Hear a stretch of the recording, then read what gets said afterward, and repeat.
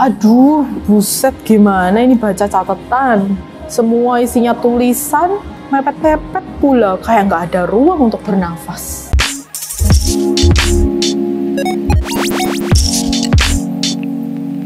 Nah teman-teman, di video kali ini kita akan bahas tentang satu kebiasaan yang sebenarnya ini ternyata bisa tingkatkan kemampuan otak kita, yaitu mind mapping.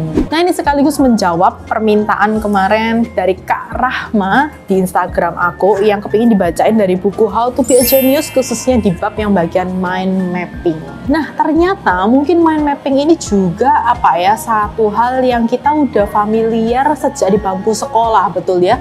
Guru kita mengajarkan cara pencatatan di dalam buku catatan kita dengan menggunakan metode mind mapping. Tapi ternyata membaca lebih jauh di sini, ternyata ada hasil penelitian juga yang menunjukkan bahwa metode ini juga mampu loh, yang artinya satu, membuat tingkat atau daya memori otak kita itu juga bertambah. Kemudian juga mempelajari segala hal itu dengan lebih mudah, lebih cepat, daya serapnya lebih oke juga ya.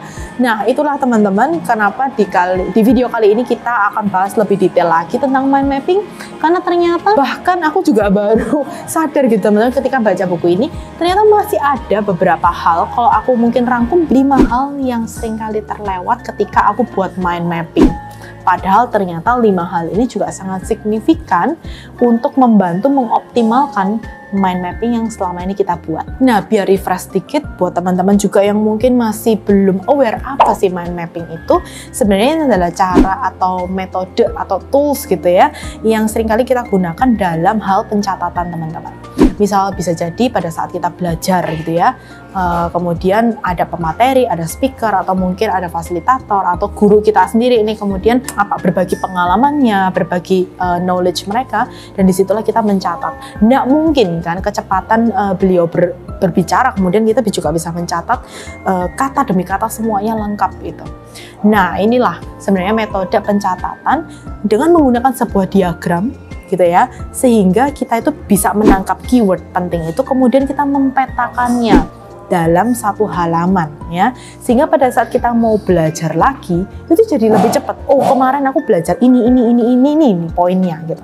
Dan bahkan pencatatan ini, metode ini juga bisa digunakan pada saat kita meeting teman-teman, karena meeting juga pasti kita tahu ada yang namanya minutes of meeting, right? Kita ambil note taking di sana juga. Biasanya sekretaris yang ngelakuin ini ya. Kalau sekretaris yang nggak ada, biasanya ketuanya juga yang ngelakuin. Dan di situ kita juga menuliskan kan hasil-hasil diskusi, kemudian hal-hal apa yang masih menjadi perdebatan yang perlu diperbincangkan lebih lanjut dan seterusnya ya, keputusan-keputusan apa yang diambil dalam meeting itu, dan kemudian kita tuliskan. Dan sama kan teman-teman, nggak mungkin semuanya kita letterless tulis semuanya, kita lagi debat kemudian ditulis semuanya, enggak. Kalau kayak gitu caranya, nanti orang yang nggak hadir dalam meeting mau tahu hasil keputusan meeting itu apa, dia pusing tuh baca catatan kita karena terlalu banyak mungkin wordingnya di sana ya, yang sebenarnya dia cuma pengen tahu sebenarnya kalian meeting itu bahas apa sih, dan dia hanya mungkin butuh tahu poin-poinnya doang ya. Itulah mind mapping, kita gunakan itu bagaimana ini sebuah peta, mind berpikir, map, peta ya, bagaimana sebuah pemikiran itu kemudian dipetakan, digambarkan ulang dalam sebuah diagram yang itu sifatnya bisa cepat tuh dibaca, mudah dipahami bagi para pembacanya. Dan kalau ada yang tanya mind mapping itu sebenarnya datang dari mana sih? Sebenarnya ini mungkin bisa dibilang jadul juga ya teman-teman, karena metode ini juga ditemukan oleh Tony Buzan udah mulai sejak tahun 1970 teman-teman. Jadi memang metode ini udah dipopulerkan sejak tahun 70-an gitu. Dan bayangin sampai hari ini masih relevan, dan ternyata ini juga bisa membantu meningkatkan kapasitas kecerdasan, tingkat kemampuan berpikir otak kita. Oke, dan kita akan mencoba membedah ya bagaimana melakukan mind mapping itu. Tenang aja, nanti Margaret juga akan tunjukkan gitu ya bagaimana proses Margaret juga melatih diri untuk bikin mind mapping yang tepat gitu. Nah ini contoh mind mapping teman-teman terakhir yang Margaret buat. Ini sebenarnya dari sesi pembelajaran di Master Talk di Points of View Indonesia Tribe. Kemarin ngundang Master Du dari Thailand untuk sharing tentang Take a Snap. Jadi ini ngomongin tentang self portrait gitu ya, bagaimana melalui selfie foto kita itu kita jadi bisa mengenal diri kita lebih dalam. Ya, jadi memang tema besarnya adalah take a snap. That's why ini yang kemudian Margaret pilih menjadi apa ya, judul utama dari mind map ini. Ya, kita selalu bermulai dengan gagasan utama, judul utama, tema besarnya apa, dan kita taruh di tengah-tengah, teman-teman. Dan kemudian nanti dari tema besar ini kemudian kita mulai bercabang, kita mengklasifikasikan sebenarnya ya, apa sih yang kemudian jadi pokok-pokok pikiran yang dibahas oleh speaker itu dalam sesi. Itulah kemudian kita mulai bikin cabang gitu ya, cabang, cabang, dan cabang. Dan sebenarnya di area inilah kita belajar untuk mengkategorisasi, teman-teman. Oh, pembicara ini sedang lagi ngomong tentang dasar-dasar tentang potret diri. Kenapa manusia suka berpotret? Nah, itu akan jadi satu gagasan sendiri ya untuk diperdalam, dipercabang. Dan lalu ngomongin tentang bagaimana menganalisa foto kita sendiri nih. Nah, itu kan menjadi satu gagasan baru kan. Kalau tadi ngomongin tentang kenapa manusia suka berpotret, sekarang ngomongin tentang yuk kita analisa foto kita. Nah, ini kan sudah jadi satu bab tersendiri yang bisa berdiri sendiri, yang gagasannya bisa berdiri sendiri secara mandiri. That's why kita bikin branch lagi di sana. Nah, ini sebenarnya teman-teman yang kemudian apa ya yang aku temukan. Ternyata inilah 5 hal yang seringkali dilewatkan gitu ya, terutama Margaret nih yang langsung reflektif. Ini 5 hal yang ternyata ini masih bisa dioptimalkan ya mind mapping aku gitu ya. Yang pertama, pada saat kita menuliskan tema besar atau tema utama ini teman-teman, kalau bisa gunakan minimum 3 warna teman-teman. Wah, ini seru banget sebenarnya. Ini nanti kita bisa cari tahu lebih lanjut ya, bagaimana sebenarnya warna itu juga menstimulus kerja otak manusia.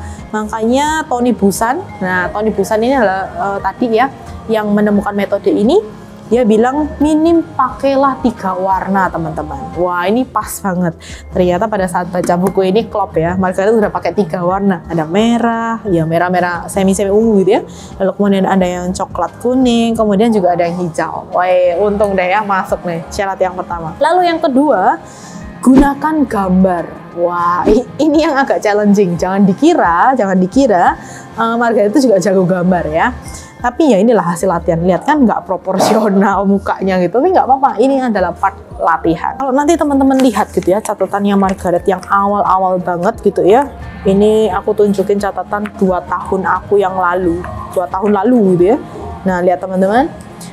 Udah mulai sih pakai warna kecil-kecil gitu ya, tapi kalau teman-teman lihat semuanya kan isinya kata-kata nih, nggak ada gambarnya sama sekali karena bingung kalau gambar nih, gambar otak aja kayak begini gitu kan. Terus jadi pokoknya jarang lah kalau teman-teman lihat. Nah, ini aja kupu-kupu ulat baru muncul di situ gitu kan. Tapi kalau teman-teman lihat sih semuanya tuh wording teman-teman, nggak ada gambarnya sama sekali sih. Tapi ya belajar teman-teman, cari referensi. Nah, ini mulai di model gitu ya, kayak graffiti. Nah, ini mulai memang memaksa diri untuk belajar ya teman-teman. Nah, ini catatan kemarin belajar Buteyko breathing, ada otaknya, ada jantungnya, ada paru-paru gitu ya. Ya semacam itu teman-teman. Tapi ya kadang ada nggak konsistennya gitu ya, balik lagi tulisan lagi. Nggak apa-apa ya, namanya belajar begitu teman-teman gitu kan. Niat tulisan lagi. Dan ini tips teman-teman, ketika teman-teman memilih gambar untuk apa ya ditempatkan bersama dengan judul utama, pastikan icon atau gambar itu juga mewakili ya teman-teman. Misal katakanlah ini kemarin belajar tentang assessment, cari sih sebenarnya apa ya kira-kira yang berhubungan dengan assessment.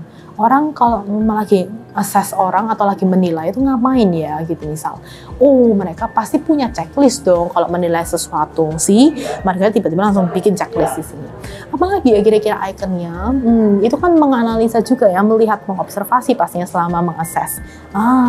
Aku bikin ini deh kaca pembesar gitu. Jadi pastikan icon-icon itu juga relate ya teman-teman, sehingga pada saat kita nanti mau belajar lagi, baca lagi tentang assessment, cepet tuh langsung. Ya, nah itulah teman-teman kenapa kok harus icon atau gambar. Ya karena otak manusia ini bekerja secara visual ya teman-teman. Bayangin dari 5 indera itu otak kita itu punya kapasitas memproses informasi secara visual itu 20% teman-teman. Dan kalau untuk indera yang lain tuh bahkan nggak nyampe 5%. Pendengaran pun itu cuma 3%. Jadi memang ya itulah kekuatan visual ya. Bagaimana sebenarnya ketika melihat icon-icon ini, otak kita dengan cepat langsung relate gitu ya dengan assessment. Jadi cepat recall-nya. Itu sebenarnya fungsi gambar ya. Kita balik. Nah, 1 tadi mengenai tentang warna, 2 mengenai tentang gambar visual atau icon gitu ya.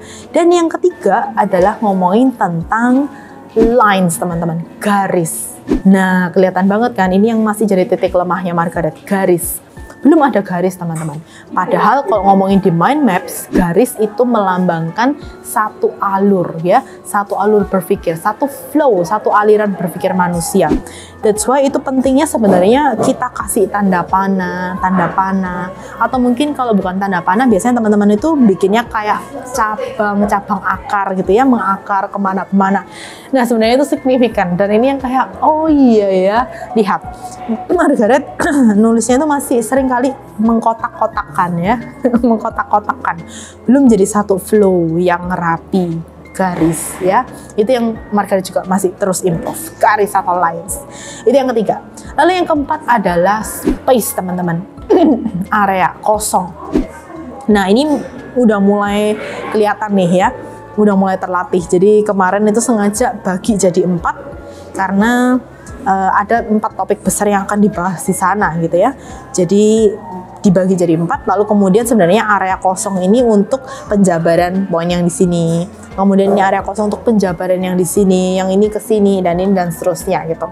Dan ternyata sampai di akhir, ternyata ini cukup nih, ternyata ini kosong, baru kemudian ini di akhir saya tambahin quotes gitu kan. Dan artinya itu pentingnya teman-teman ketika bikin mind maps, jangan sampai satu cabang itu kemudian ketika kita udah urai-urai, lalu kemudian kita lupa untuk memberikan sisa space ya, ruang sisa di situ.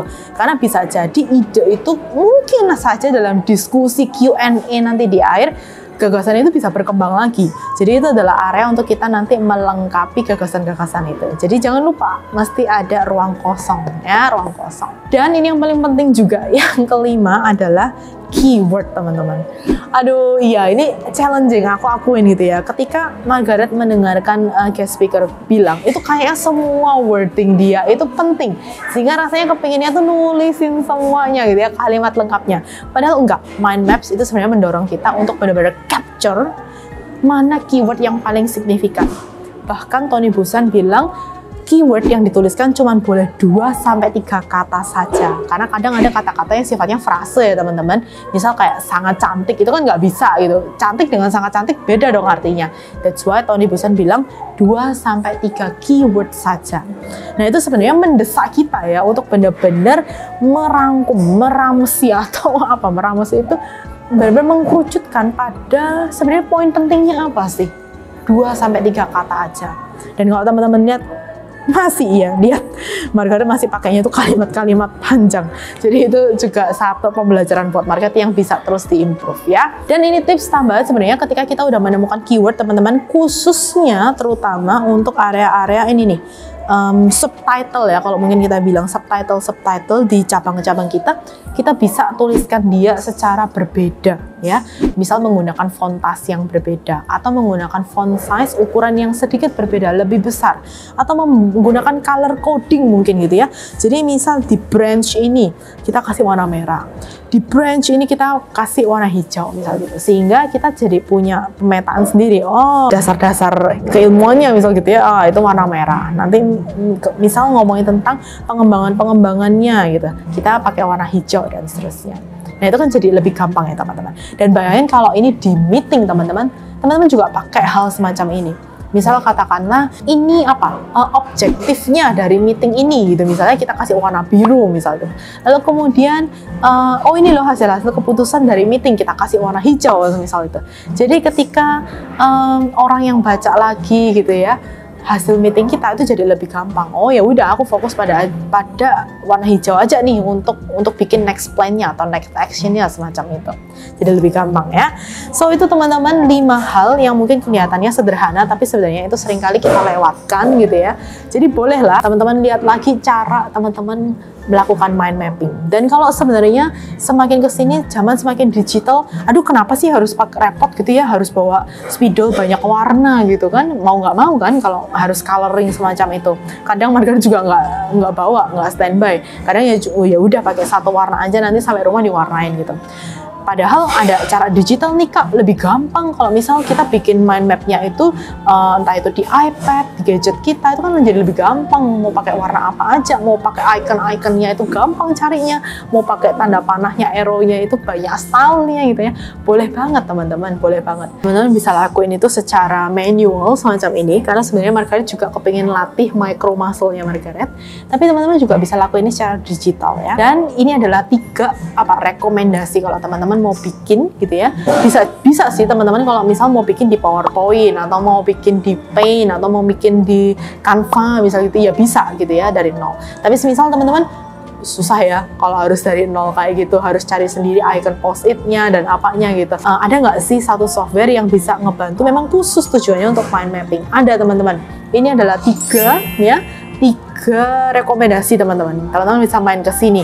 Ada yang namanya Miro, ada yang namanya Mind Map, ada yang namanya juga Mind Master.